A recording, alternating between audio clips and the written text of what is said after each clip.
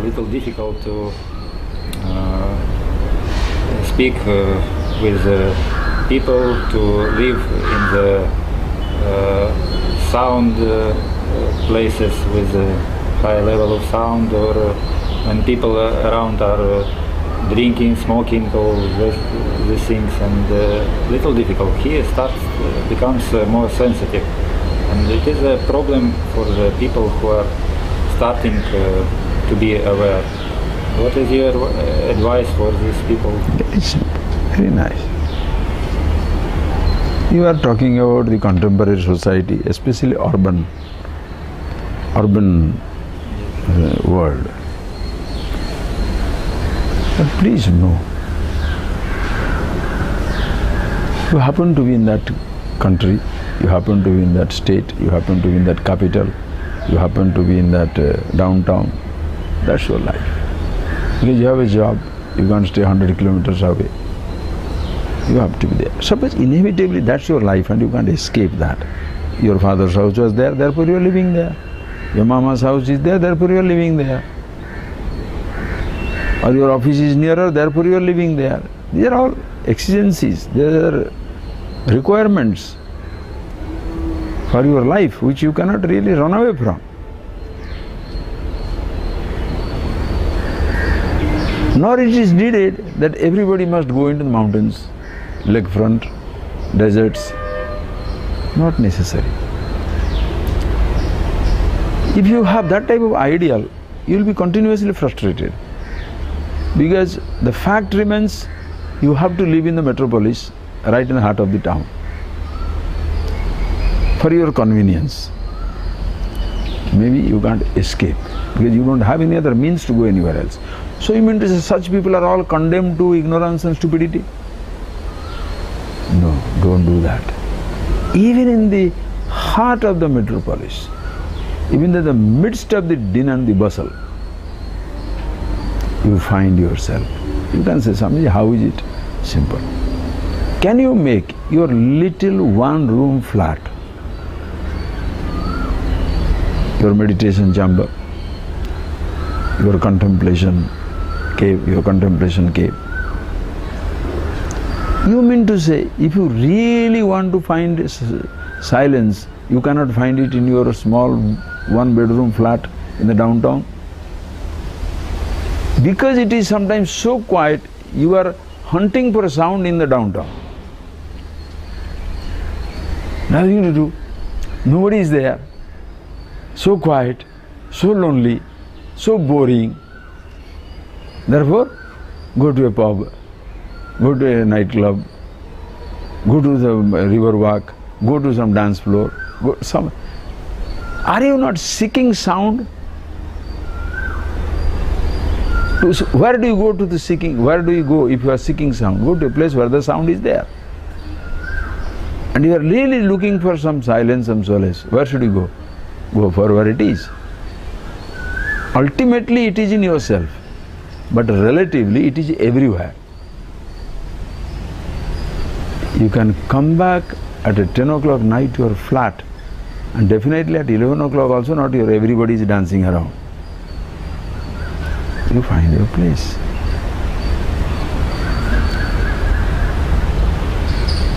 Early morning, get up 4 o'clock.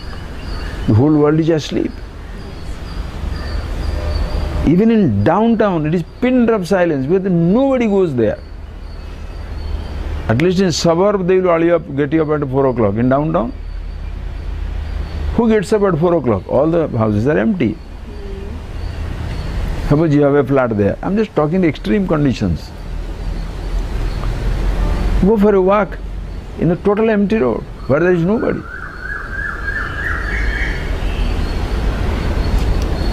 The other day, one person was telling, Swamiji, how to meditate here in this New York City? Many times, anywhere in the big cities. Why New York? Anywhere. Around the world is going on. And he has very good question he asked. So whenever I sit down there, then suddenly there will be this ambulance. Or there is a police van coming, or there is a fire brigade. Fire brigade is not always there, but the ambulances run. Maybe police also going in top speed. So much of noise it is, very difficult. Swami, sit down. I said, look, this is very impractical because somebody has given you a wrong concept on meditation. That because when you are in meditation, no sound should be there. Listen carefully. If suppose somebody has told, when you are in meditation, there should not be any sound. Do you know what happens? He has not made you, not helped you to be the meditation. He has helped you to be a meditator. And you are very comfortable with that high sounding holy role. I'm a meditator. So meditator means I'm meditating. Meditating means there should be no sound. Now you are a watchman. You are waiting which sound is coming or not coming. You are not enjoying silence. You are waiting whether sounds are coming or not. So the moment the sound comes, say, I knew the fire brigade come.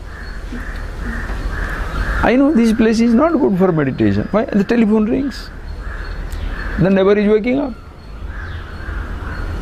You understand how pathetic it is?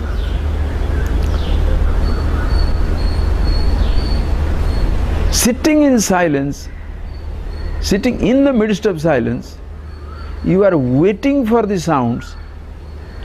Your waiting creates more agitation in you than the real sound until it comes, which you are always on the tenterhooks. Sound will come. There should be no sound. While waiting for a sound may or may not come, you are losing all your stillness, serenity, because you are it. So I told that person, so just because you are meditating, does it mean therefore there should be no fire brigade going? There should be no ambulance running? Hari, in this downtown or in this whole city, thousands and millions of thousands and thousands of people are living. Suddenly somebody gets a heart attack. Somebody has a medical condition. Suppose you are while meditating, you get a medical condition. Should it come or not? Why don't you tell everybody, even if I am dying, nobody should send anybody. Don't call anybody. Why don't you do that? So an ambulance is coming because somebody is facing a medical condition. The fire brigade is coming because there is a house on fire. There is a life on fire. There is a house on fire. They must come. But if because you are meditating, therefore no sound should be there, no alarm should ring, no fire brigade should go, no ambulance must run, better you stop meditating. You are wasting your time, agitating yourself. Please know that.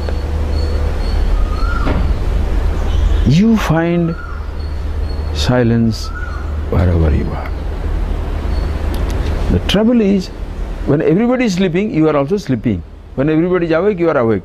And that time you are looking for silence. How is it possible? Why don't you change your routine a little? Simple example you can take. Every day it happens. You have taken flights, right? Observe, which I have observed it. And I follow it for myself. I know it. You get into the flight at 9:30, morning, let us say. Evening 7 o'clock, any time, whatever time you get in. Usually after you get in the flight, after 1 or 2 hours, they will start serving you a little juice or a drink or food or something, a snack. Then after 2 hours, they will give you a heavy, big 4 course, 5 course, 3 course, whatever, the lunch or dinner, they will give you. You observe it. Usually, everybody will be sitting down and watching the TV or looking at that and that, coming food, they start eating and eating and eating. Nobody will go to toilet or bathroom. Because they are lost in the munchies, munching some nuts or drinking something. If you are a very conscious person, what do? You go away in the beginning. Then you take food. And after some time, you shall see the moment the food is over, now there is a big queue. 30 people coming standing there. There is a time when there is nobody. The person doesn't think.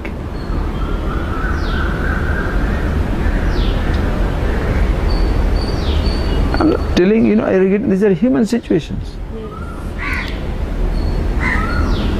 You go to a washroom, the nearest one always everybody uses.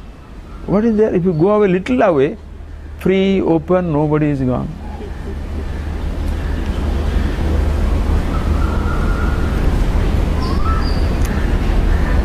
The person who is not very conscious, what shall he say? This flight is too crowded. You can't do anything here. Very difficult to use the restrooms and other things. Is it safe? Is it so? There will be for hours, nobody will be going there. In a particular hour, everybody is going there. If you can be little conscious. You are in a hurry, you are to attend a dinner, go a little early. 7 o'clock time, reach 7:05. Take your food, walk away. Or you don't want to wait for that, so early. Okay, late, 7 to 11, no? Come at 10 o'clock. So by the time everybody has finished and gone. If you are like that, conscious person. Or you like, no, I love the crowd. So come in the thick of it, 8 o'clock, stay up to 10 o'clock, enjoy the crowd and go. But don't say it is crowded. That's what life will be. Meditation is like that. You want to be in meditation? You want to, first you must know what it is. Because now I can't even talk about these things. First you must know what meditation is all about, that you are the meditation. If that is understood, anything is fine. But even after it is understood, you want to sit down sometime. When shall you sit down? If 8 o'clock office, shall you sit down at 7:30? Half an hour your mind will be thinking only about office. Which has a job to do. So choose a time when the office is over. Our office is yet to begin 2-3 hours before.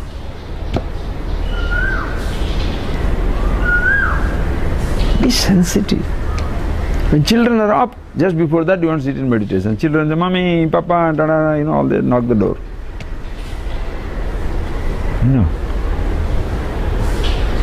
You choose a time when everybody has gone. You choose a time where your mind doesn't have to take care of situations. Everybody has gone to office, everybody has gone to school. 12 o'clock there is nobody. Just sit down. No. Only early morning you should meditate. What is early morning meditation? What is early morning? What is midday here is early morning somewhere.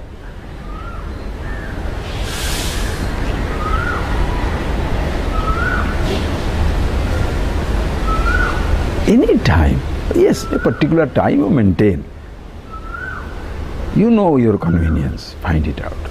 So in the crowdest of the cities,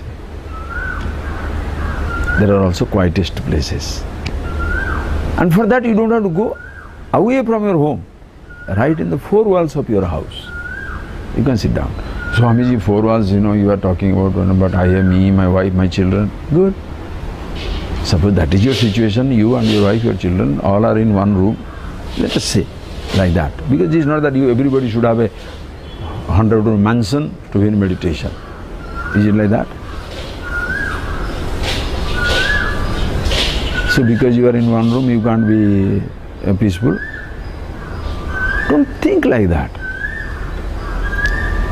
Even if 4 people are lying down together, how long will you talk each other? The children will be talking, father will be talking, your mother is talking, husband is talking. How long? For 1 or 2 hours they will be talking. Then fall asleep, fall asleep, fall asleep. If you are conscious, allow them to fall asleep. And then you stay quiet. Or wake up little early and don't open your eyes and try to wake up everybody. Wake up and be in your silence. In the same house. Why am I telling you? It looks like as though everybody must be a millionaire to have a 5-bedroom or 10-bedroom house to be in meditation. Everybody should have a lakefront place. Coming back from the office, you have got a quiet corner of a park.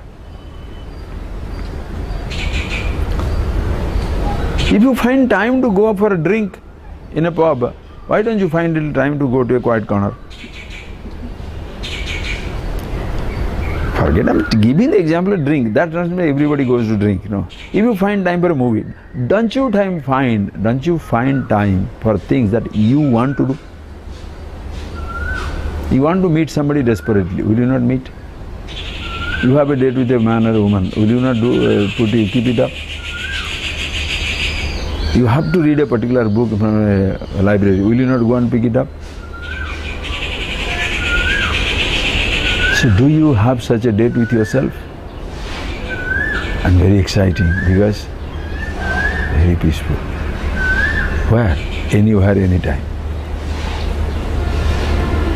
So you find your place. So these are all not very convincing logic to say that I am in a small place, in such a big town, how can I sit down? Hey, in that small house, listen carefully, in that small house, in that small place, or in that big house, in the big place, if you can be miserable in the same small house or in big house, you can be absolute ecstasy. What is the distance between misery and ecstasy? Wherever you are jumping, the same place, can you stop or no? Wherever there is sound, is it not surrounded by silence?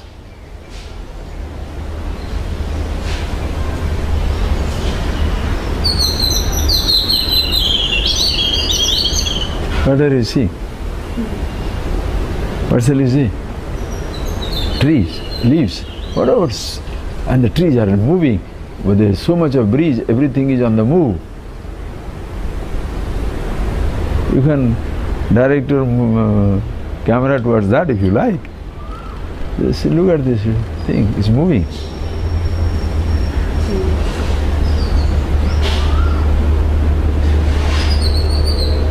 Right? The space between the leaves, are they moving?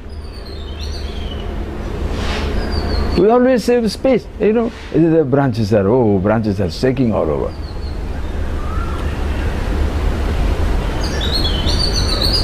That place there, all the branches are completely shaking. Yes. But in and through there are space, is it shaking? So wherever there is movement, there is immobility there or not?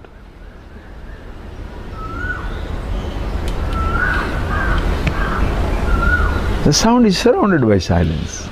Life, living, the changes, is surrounded by changelessness.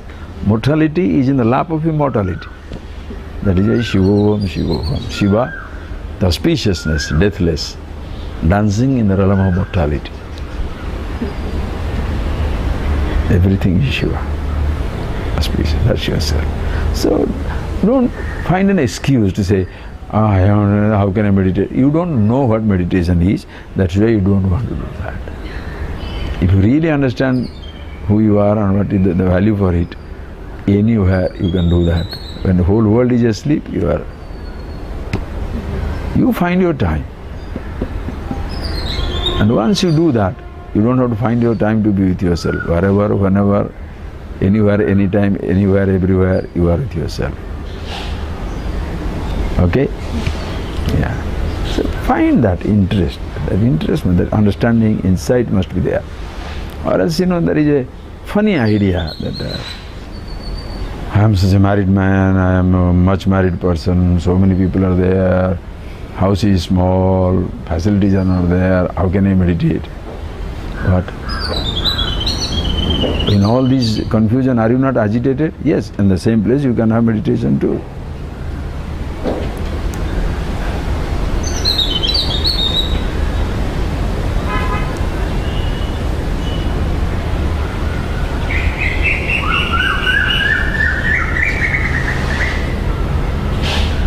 What is the distance between the moving hand and the unmoving space? Where the hand can be at rest?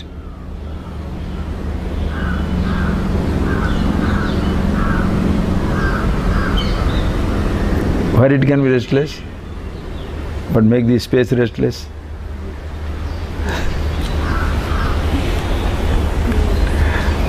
The hand can be moving and move stops. And space doesn't move to be immobile. It is immobile. Whereas consciousness, same thing, yourself, your thought can move. The mobility and movement of the thought can stop. There may not be a thought. Consciousness always there, immobile.